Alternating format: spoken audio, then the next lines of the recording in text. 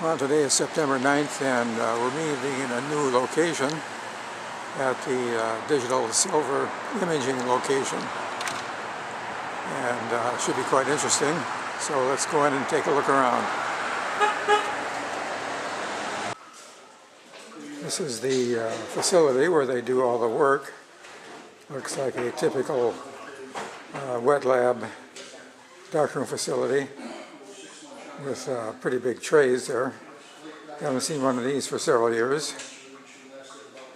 That's for washing the prints. And over here we have some more washers, or maybe they're developing tanks. And here we have a large print maker. And a lot of materials and supplies back there in the corner. Getting a pretty good crowd here. About ready for the program to start. I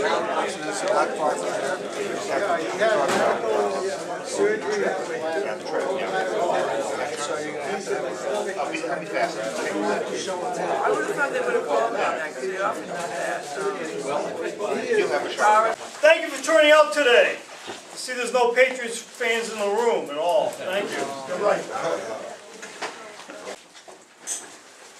We're going to sit there and start talking about some of the upcoming meetings. Our next meeting is in Providence, Rhode Island, 1 month from today. Yay, Providence, Rhode Island. We're going to rent a bus. It's going to leave from Waltham High School. I think you all know where Waltham High School is. It's been a PHSNE place for many, many years. We're going down. It's $9 to get on the bus. You get breakfast. You get lunch. You get a tour of 3 facilities, one of which is a museum. The Ginsu knives are coming. And it's going to be a full day. You're going to go out. We're going to have dinner afterwards. It's going to be 12 hours. At 8 o'clock in the morning, the bus is going to pick us up. It's going to drop us back at 8 o'clock. So it's 12 hours with us. That might scare some of you. I don't know. What time are we meeting? 8 o'clock in the morning. Okay. October what? 7. October 7th. Let me talk about the day. You get on the easiest way to do this by far will be to join the bus trip. Where the bus will be taking us is to the east side of Providence, Rhode Island. We are to be at the Planetary Data Center at Brown University at 10 o'clock in the morning. Many of you who do Photographica know Pete Schultz. You may not know that he runs that place. He's also the head of the Rhode Island Space Grant. Planetary data centers were founded in the days before the internet as NASA image repositories for researchers and educators. The Brown site is still very, very active. Well, that'll be the first part of our day. So consider it, landscape photography, but it's lunar and Martian landscape. We will feed you lunch at Brown. There's a conference room next to the facility. Lunch will be all taken care of. Then you get on the bus again, and the bus will take you to the Rhode Island School of Design Museum, the famous RISD Museum. When we go in there, the reason for that is they have a major American landscape photography exhibit. We'll be given a 45-minute guided tour of that. After that, you'll have another hour or hour and a half or so to see the rest of the museum on your own. Little studio of museum stools and things like that will be provided if you need them. The museum is pretty good for places. The RISD Museum is pretty good for places to sit down. So I think they're very, very, very good about that.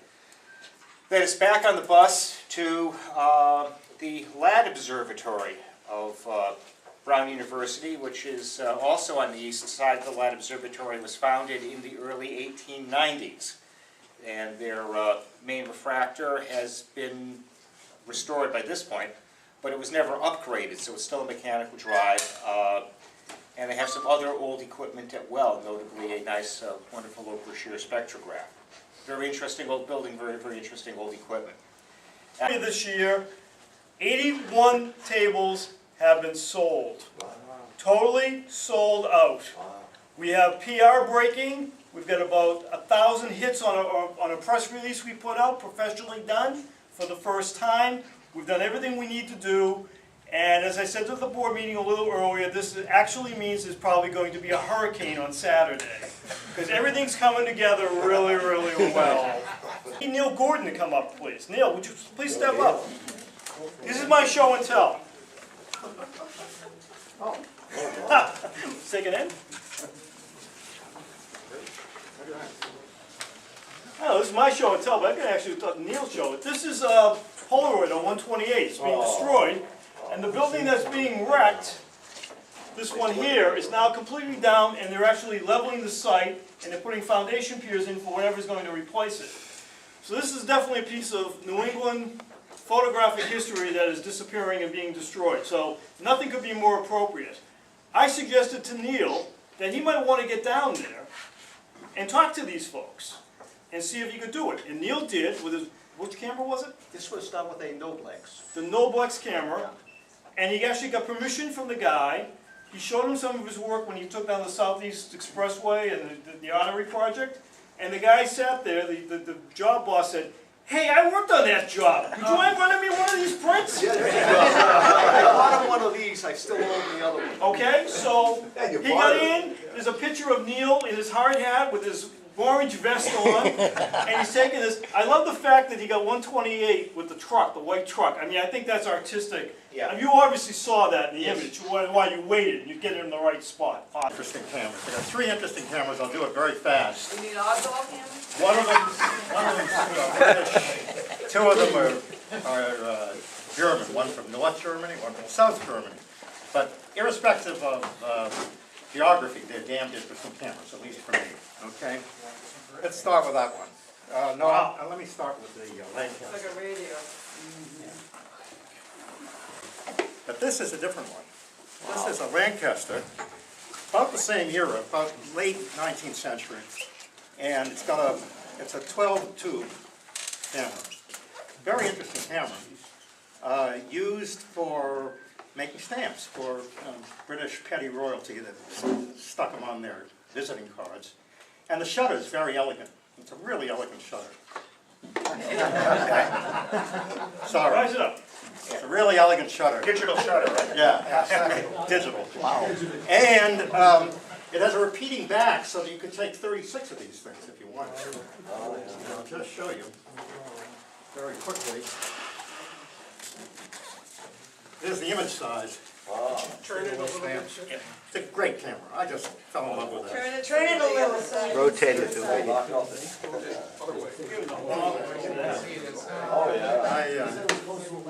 And unfortunately, it's got a little defect which I'm going to fix. It's got a lock in it here to keep this thing from stuck. And there's a real lock. I mean, it's got a I don't know where it is now. Oh, here it is. It's a real lock. But I need to get a key made. But aside from that, it's all there. Could you A few rotate wet the back places. too? It's not. This is the infamous or famous piggyback grins. It's an amazing camera. It has, I can find it. Electronic flash. There it is. Yeah, thanks. There it is. It has a special finder, Oh, wow. which, and this is the original one. If you know Hour's book, you'll see a beautiful illustration of this camera in Hour's book, which, by the way, has no index. Unbelievable to publish this beautiful coffee table book about 1 million lovely cameras that he collected. No index. Stupid. I'm making an index, which I'll give to all of you. This camera was, first of all, came out as the precursor came out just like this. Not quite like this, but almost like this, just as an ordinary detective camera. It's not perfectly ordinary. The shutter's a little funny. But this teak model decided to have a special finder which clips on top. Yes. Oh, yeah. There it is right there. I see it. And it's called the piggyback. And why? How does it work? You pull up the lens to fit into the same camera. It is clumsy, clever, and sort of silly. But that's all right. It was a precursor, some people say, for the first twin lens reflex. Very interesting camera. And this one has the, I was talking about Hour's book, I've got the original bellows with the color, so I'm very proud of it. Okay, that's enough on that.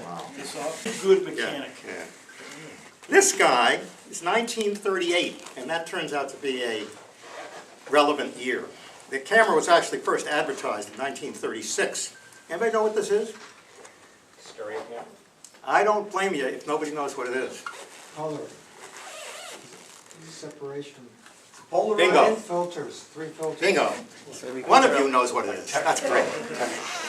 This is an extraordinary camera. I'm told by Jim McEwen that there are only 6 in the world.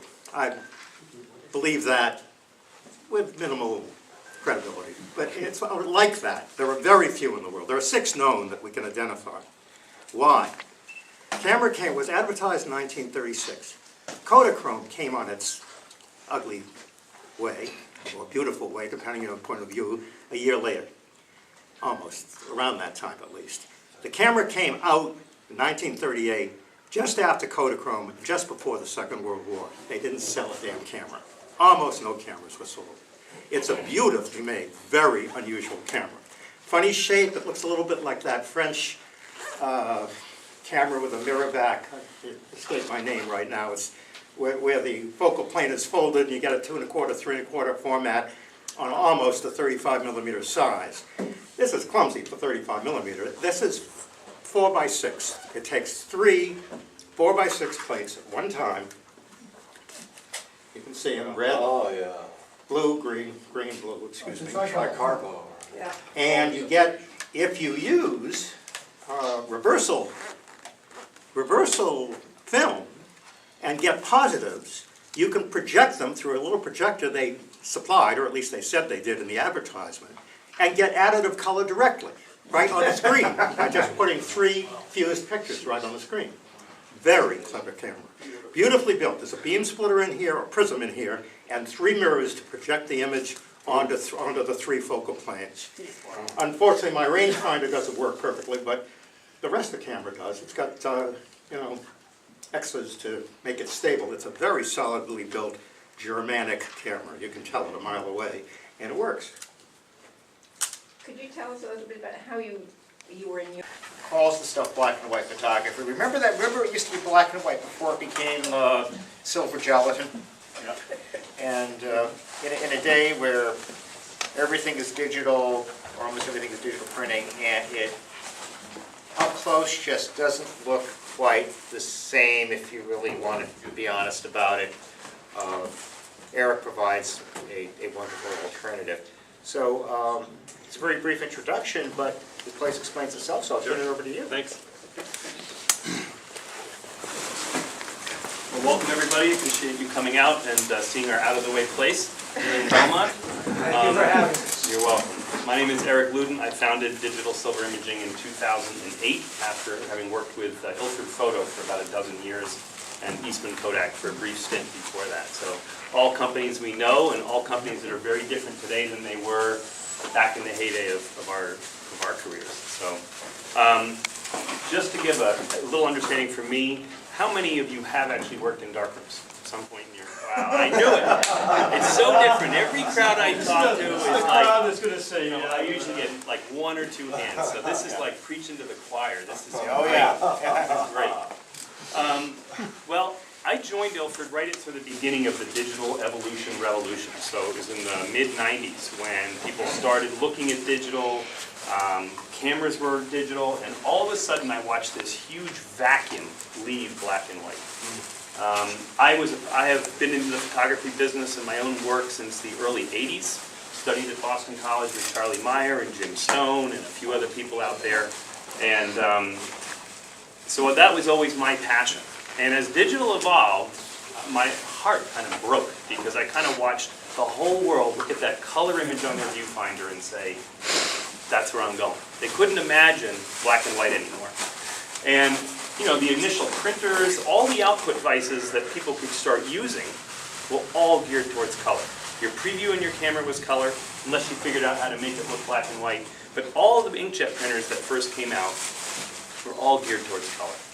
And I'm sure many of you, if you ever tried printing a black and white print on your inkjet printer, or you've sent a file off to a color lab that's sent it back to you on color paper, have noticed a funny color cast where it just didn't look like the prints you got from your traditional photo lab that made a real black and white print.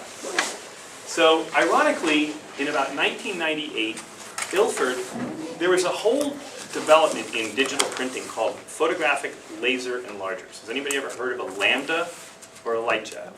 These were devices that were really geared towards the commercial printing world for doing display graphics, bus shelter images, you know, walk into a Macy's or whatever, and you'd see all these big color prints. Because it was a photographic quality print, but they were all geared towards color, papers, and transparency in film. So that was where that whole market went. Ilford in like 1998 thought, wouldn't it be cool if we developed a black and white paper that could be exposed in these color machines, processed in real chemicals, and to give you a real black and white print. Nobody cared. They put all this R&D into this paper and nobody cared. The whole world was going color. It was like, wow, look at this, it's easy, it's great. So they froze it. They literally froze the emulsion. So fast forward to 2006, and Kodak tried to produce a paper that would allow us to do this. Then Kodak got out of paper right away. So it kind of made the research scientists at Ilford bring that paper out of the freezer and figure out how to really make a real silver gelatin, black and white paper that could be exposed in these high quality photographic digital enlargers, but processed back in black and white chemical.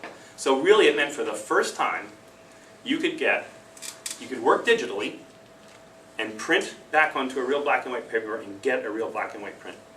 It was kind of revolutionary because up until then the only way to do that was to make a negative from that digital file and go back in the darkroom and make a print.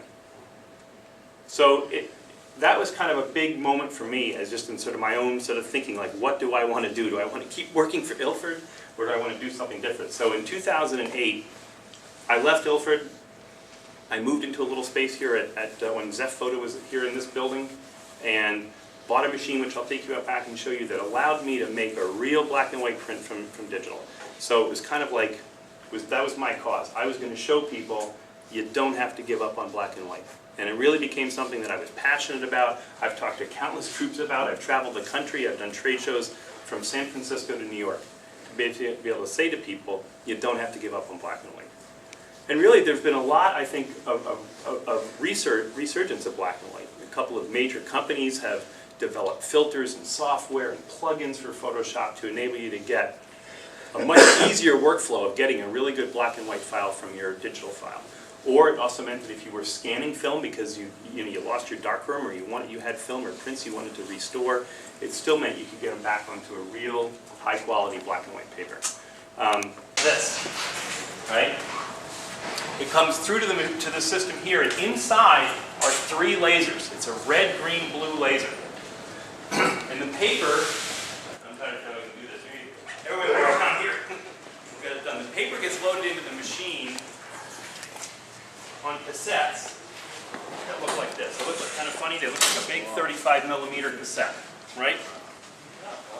They're heavy, and we have one for fiber-based and one for resin-coated. When the paper comes, when we hit the exposure button, the paper comes out of this cassette with the emulsion down. It goes through, and there's literally a slit in here where as the paper transports over that slit, the image is being projected right onto the surface of the paper. As it moves through. A linear projection? Yeah, it's a linear projection. Okay, it's not. Nope, it's not a boom and it's not. It literally is exposing as the paper's moving. It's scanning. Yep. We're exposing, yeah. So the paper's in continuous motion? Yep. Is there just What speed? one each of the 3 lasers and they somehow scan, Yep, and then it's put through, and then it's all done through a mirror, and then it all Okay, comes okay. together and makes one, yeah, so it's one single thing. Are there control strips in there? Yep, so every day, unlike some labs, every day we run a control strip that balances, it gives us the 0 to 250 step wedge. And what happens is, as we all know, that chemistry and other things fluctuate. As the densities change on here and we run it through our densitometer, the lasers are recalibrated to still maintain a high Dmax. Excellent. So no chemistry changes? Well, the chemicals do change. I mean, they're going to change if it's cold or hot, and it's depending on the replenishment rate and all that. But in order to maintain consistency, we then take this, it's calibrated, and we do this every day. in order to maintain as consistent a process as possible. So you can look at this, I can pass that around. You, of course, have heard of deeming. Hope to see you guys in any fight. I still have a question about the color sensitivity of paint. Yeah. I may not be, because I'm not a scientist, so. If they're just taking the